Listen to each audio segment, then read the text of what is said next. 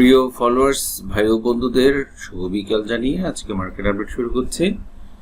গতকালকে আশা করেছিলাম আমাদের মার্কেট বাড়বে, এমনকি সেই প্রত্যাশার মোতাবেক অনেক বেশি বেড়েছে। তো গতকালকে ভলিউম নিয়ে একটা কথা বলেছিলাম, ভলিউম বাজার দিন যত গড়াবে ঈদের পরে ধীরে ধীরে আমাদের ভলিউমগুলো বাড়বে, কিন্তু আজকে যে 450 কোটি টাকা ট্রেড হয়ে যাবে এটা অনুমেয় অতটা ছিল না। একসাথে একদিনে কিন্তু মোটামুটি ইন্ডেক্স গেইন এবং ভলিউম গেইন দুইটা একসাথে রাইজ করেছে। তো সেক্ষেত্রে আমরা দেখতে পাচ্ছি 288 শেয়ার দাম বেড়েছে, মাত্র 55টা ডিক্লাইন করেছে, এমনকি 50টাই আনচেঞ্জড অবস্থায় আছে। এটা আজকে টোটাল ইন্ডেক্সের চিত্র দেখলে আমরা খুব স্বস্তিদায়ক একটা ব্যাপার, আমরা খুব স্বস্তি পাচ্ছি। কিন্তু আমরা ছোটখাটো একটা অস্বস্তির কথাও বলতে হয়, সেটা হচ্ছে আমরা টপ 20তে আমরা যদি দেখতে পাই সেখানে উল্লেখযোগ্য যে শেয়ারগুলো আছে সেখানে মাল্টি লেভেলের যে শেয়ারগুলো যেমন লিন্ডে পিডি এই টাইপের অনেকগুলো শেয়ার আজকে বেশ অনেক বেশি দাম বাড়তে আমরা দেখেছি। এশিয়াটিক গতকালকেও খুব খারাপ ছিল, আজকে একদম টপ 10 1-এ চলে গেছে। সিপার্ল দাম না বাড়লেও টপ 10 3-তে বিএচএর উপরে ফ্যাক্টরিল, এআইএল, ইউনিক হোটেল, ফরচুন, তারপরে লাবেলো, ওরিয়ন ফার্মা, স্কয়ার ফার্মা অনেকগুলা শেয়ারই আমরা দেখতে পাচ্ছি যেগুলা ভ্যাটভিসি, জেমিনি, সিফিট মানে বড় শেয়ারগুলোরই আজকে মার্কেটে অনেক বেশি আধিপত্য ছিল। তো সেখানে কি কি শেয়ারের বেশি দাম বেড়েছে সেটা একটা আমরা দেখতে পারি, যেমন লিন্ডে বিডি আমরা দেখতে পাচ্ছি বেশ কিছু সময় যেমন ফ্লোর থেকে বেরোয়ার পর থেকে আজকে পর্যন্ত 1 মিনিটের জন্য শেয়ারটা কিন্তু দাম বাড়েনি। আজকে একেবারে সমস্ত ক্লোজিংকে ওভারকাম করে একদিনে 424 টাকা দাম বেড়েছে।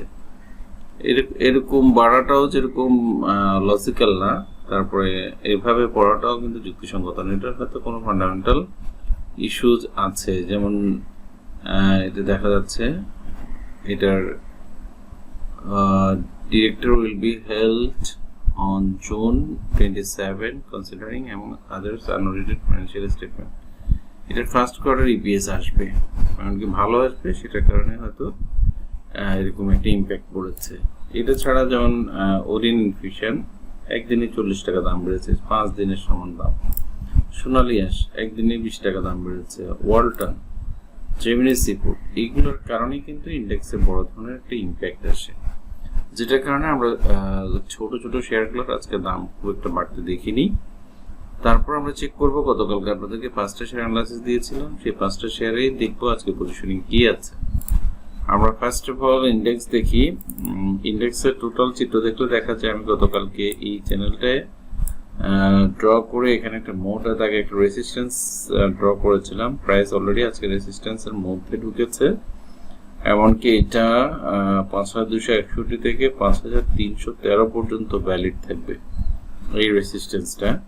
আগামী দিন যদি কোনো কারণে অনেক বেশি বেড়ে যদি কারেকশন হয় তাহলে হালকা কারেকশন হলেও হতে পারে, কিন্তু তারপরে আবার দাম বাড়বে কিনা সেটা আগামী দিন ভলিউম এবং প্রাইস ইনক্রিজের উপর ডিপেন্ড করবে। যেহেতু আজকে বড় শেয়ারগুলো দাম বেড়েছে, মাল্টিন্যাশনাল কোম্পানি অধিকাংশ ছিল, তার মধ্যে যে শেয়ারগুলোর দাম 200, 300 থেকে 500 টাকা পর্যন্ত ওইসব শেয়ারের দাম আমরা বেশি বাড়তে দেখেছি।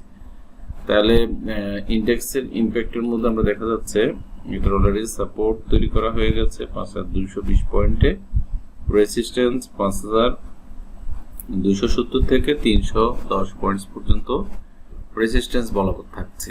আর আজকে আমরা গতকালকে যে শেয়ারগুলো দিয়েছি সেগুলো একটু চেক করার চেষ্টা করি। সেখানে মালিক স্পিনিং দেখা যাচ্ছে আজকে।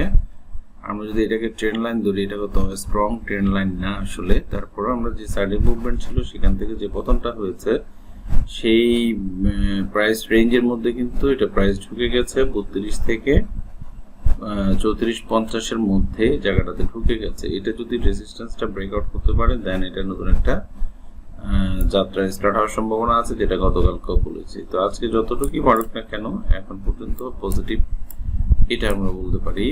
তারপরে হচ্ছে অ্যাডভেন্ট, সেটাও আজকে এই ট্রেন্ড লাইনটা যদি এর আগেও ইনভ্যালিড হয়েছিল, এর আগে একবার এই জায়গাটাতে ব্রেকআউট করেছে, ব্রেকআউট করে রুলস হচ্ছে রিটেস্ট করবে তারপরে বাড়বে, কিন্তু সেটা না করে মার্কেট খারাপের কারণে এই আননেসারি একটা জায়গা ক্রিয়েট করেছে, যেটা মোটেও এই যে উত্থানটা হচ্ছিল সেটার জন্য এটা লজিক্যাল ছিল না, কিন্তু মার্কেট যেহেতু খারাপ ছিল সেটা চলে আসছে, এখানে একটা সাইডের মুভমেন্ট এসছে, সেখান থেকে আজকে আগের পুরনো যে ট্রেন্ড লাইন ছিল সেটা আজকে হালকা ব্রেক আউট করেছে, কিন্তু ব্রেক আউট করলে এটা 2750-এর উপরে না যাওয়া পর্যন্ত এই শেয়ারে আমরা উত্থান বলতে পারবো না। আজকে যেহেতু বাজার ভলিউম বেড়েছে, সবগুলো শেয়ারেরই একটু একটু করে ভলিউম বাড়ছে, তা আশা করছি ছোট শেয়ারগুলো ধীরে ধীরে দাম বাড়বে।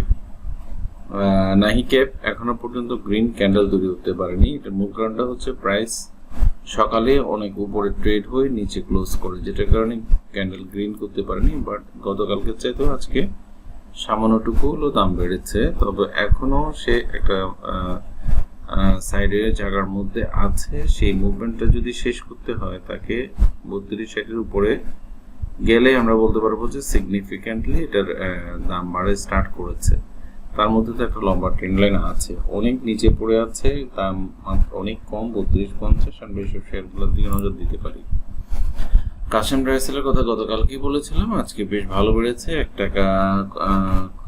টাকার উপরে দাম বেড়েছে, যদিও একটা রেজিস্ট্যান্স লেভেলে অবস্থান করছে 35-70-এ। তো আগামী দিন যদি প্রাইস ইনক্রিজিংটা অব্যাহত থাকে, তাহলে যদি আমরা 37-70 পর্যন্ত এটাকে দেখতে পাই, তাহলে আমরা ধরে নিব যে এই শেয়ারটা নতুন ভাবে একটা উচ্চতা চলে যাচ্ছে। এখানে যে সাইডে মুভমেন্টটা তৈরি করেছে সেই জায়গার মধ্যে যদি আগামী দিন ঢুকে যায়, আমরা শেয়ারটাকে পজিটিভলি চিন্তা করতে পারবো। এই হচ্ছে এটার অবস্থা। তারপর হচ্ছে কনফিডেন্স সিমেন্টে গতকালকে আমি মান্থলি আর উইকলি চার্ট দেখিয়েছি, আজকে এটা ডে চার্ট অনুসারে আমি নিচে যে বক্সটা ড্র করেছি সেই বক্স অনুসারে এখনো প্রাইস রেঞ্জের মধ্যে ঢুকে নেই। এটা ছাড়া যে চ্যানেলটা ছিল ডেতে, সেই চ্যানেলের মধ্যেও এখনো ঢুকতে পারেনি। আগামী দিনে যদি প্রাইস ইনক্রিজ করতে পারে ভালোভাবে, তাহলে হবে। আজকে ভলিউমও আগের চাইতে অনেক বেড়েছে, তো শেয়ারটা হয়তো পজিটিভলি উতরিও যেতে পারে। 63-50-এ রেজিস্ট্যান্স আছে, সাপোর্ট তো নিচেরটাই 57 টাকা। তো আলোচনা একটুকুই থাকলো, আমরা নেক্সট এর জন্য প্রিপারেশন নিব। আমরা চেষ্টা করব আগামী কাল পরশু দিন বন্ধ আছে, শনিবারে আপনাদের কিছু রিকোয়েস্টেড শেয়ার নতুন ভাবে দেওয়ার চেষ্টা করব, আর আরো কিছু মোটামুটি শেয়ার যদি চোখে পড়ে সেগুলো দেওয়ার চেষ্টা করব। ধন্যবাদ, সবাই ভালো থাকবেন।